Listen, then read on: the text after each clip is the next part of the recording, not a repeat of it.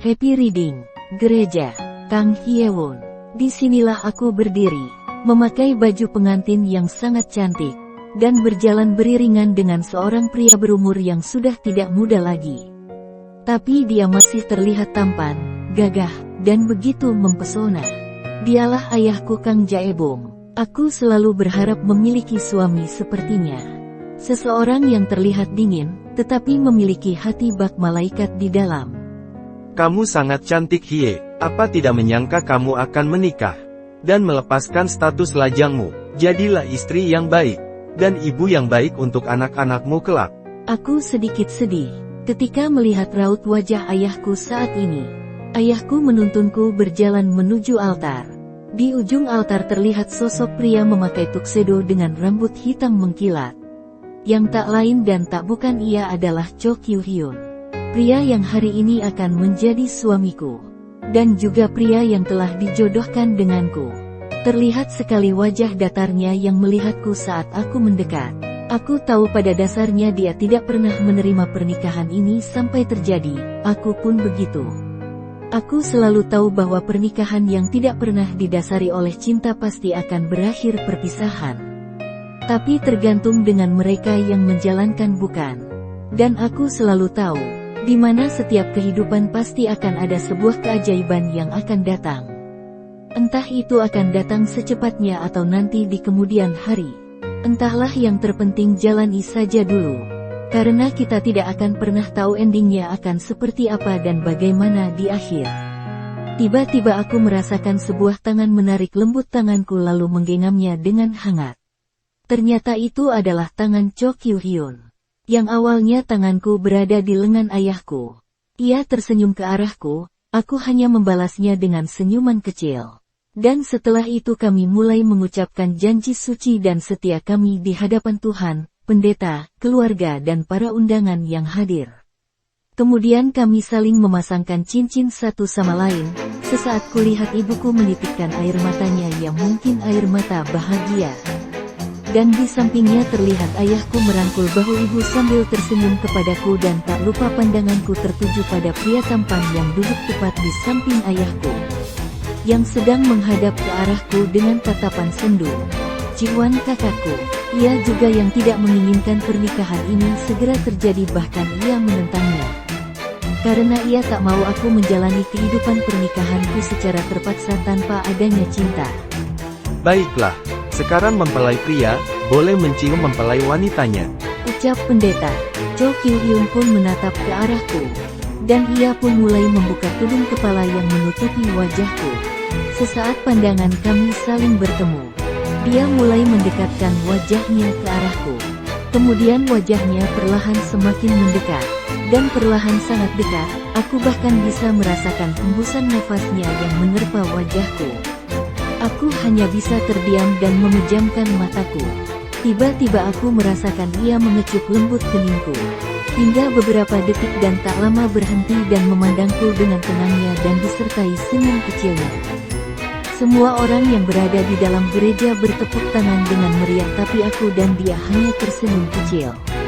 Aku hanya bisa tersenyum mencoba terlihat baik-baik saja walaupun pada kenyataannya hatiku menjerit untuk berkata tidak. Dengan semua yang terjadi saat ini. Karena pada dasarnya aku ingin mengutarakan isi hatiku untuk berkata harusnya semua hanyalah mimpi dan takkan pernah terjadi. Dan aku rasa dia pun sama sepertiku. Sudah 2 hari kami tinggal bersama. Kami tinggal di rumah yang sengaja dibeli oleh ayah Kyu-hyun. Yang sekarang adalah mertuaku. Rumah ini adalah hadiah pernikahan untuk kami berdua tempatnya. Rumah minimalis yang selalu aku impikan sejak dulu kalau aku menikah nanti. Rumah berlantai 2 yang elegan dan tersedia halaman belakang. Juga banyak pohon-pohon hijau yang membuat udaranya menjadi sangat sejuk. Aku sangat suka dengan tampilan rumah ini.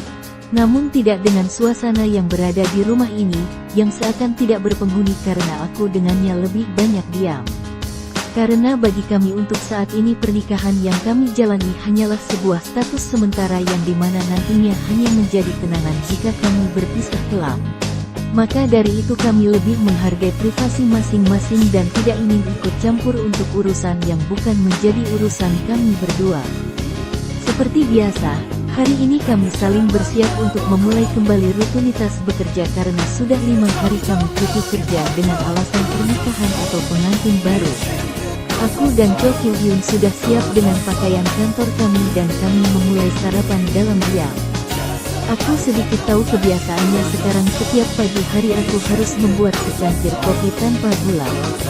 Dan menyiapkan 1 buah koran di meja pukul 6 pagi. Kami duduk dalam diam dan pandanganku tak sengaja melihat ke arahnya yang sedang menatapku, seolah ingin mengatakan sesuatu padaku. Hyewon-si, Panggilnya dengan tatapannya menatapku. Iya, jawabku, yang kemudian menatapnya. mungkin kita sama-sama tidak menginginkan pernikahan ini bisa terjadi. Tapi aku tidak akan mengganggu privasimu, dan ku harap kau pun begitu. Tapi ketika di hadapan orang tua kita bersikaplah bahwa kita memang benar-benar suami istri yang saling mencintai. Baiklah, aku akan melakukannya, jawabku. Toh pada intinya pernikahan ini juga akan seperti asam dan garam pikirku. Kau bisa memanggilku Opa, atau Kyu Hyun saja, tak apa sama seperti keluargaku yang lain. Opa, bagaimana kalau Kyu Hyun saja? Karena jujur saja Opa masih terasa asing bagiku untuk memanggilmu. Apa kau setuju panggilanku padamu adalah Kyu Hyun saja? Tidak masalah bukan? Tanyaku padanya. Kulihat dari ekor mataku ia tersenyum lalu kembali menatapku. Menarik. Baiklah jika itu maumu. Ah ya, jadi mulai sekarang anggaplah kita adalah seorang teman. Bagaimana, apa kau setuju? Ucapnya, lalu mengulurkan tangannya padaku dan mengisyaratkan aku agar menjabat tangannya juga. Aku menganggukkan kepalaku tanda setuju lalu mengangkat tanganku dan menjabat tangannya. Ia mulai menghabiskan sarapannya, aku pun juga memakan sarapanku. Aku rasa untuk ukuran pria dia tidak terlalu buruk pikirku dan kembali melanjutkan sarapan. Kami melanjutkan sarapan dalam diam. Setelah selesai aku dan dia berangkat menuju kantor kami masing-masing. Kantor Kang Hyewon. Berjalan memasuki lobi kantor aku bertemu dengan beberapa karyawan yang menyapaku. Dan aku hanya tersenyum menanggapi mereka. Aku sampai di depan pintu ruanganku dan aku pun masuk dan mulai bekerja. Terkadang aku jenuh dengan kehidupanku, tapi kalau diingat lagi aku tidak akan bisa berbuat apa-apa. Karena semua sudah diatur. Dan aku pun tahu semua ini adalah garis Tuhan yang sudah ditetapkan untuk kehidupanku yang sedang kujalani sekarang. Dan sekarang aku hanya bisa pasrah dan menjalani sesuai yang sudah ditetapkan sebagaimana mestinya berjalan.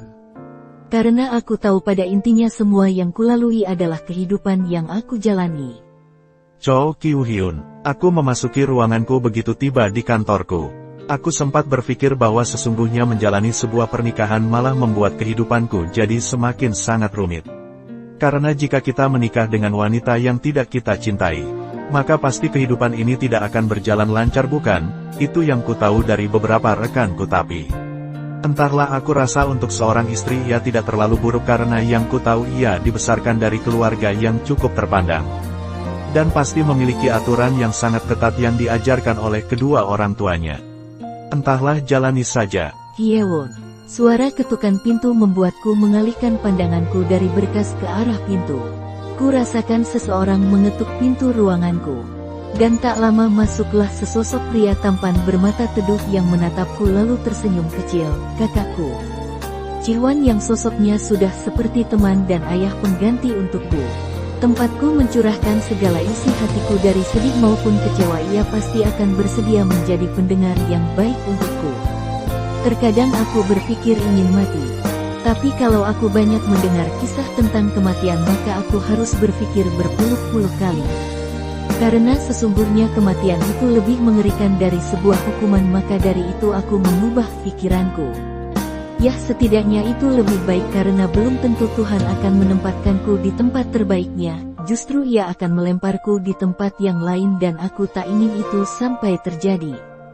Hie, kau melamun. Tidak, apa Opa datang sendiri?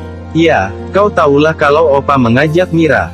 Halmoni akan tahu dan aku tak ingin ia melakukan hal yang tidak-tidak pada istriku itu.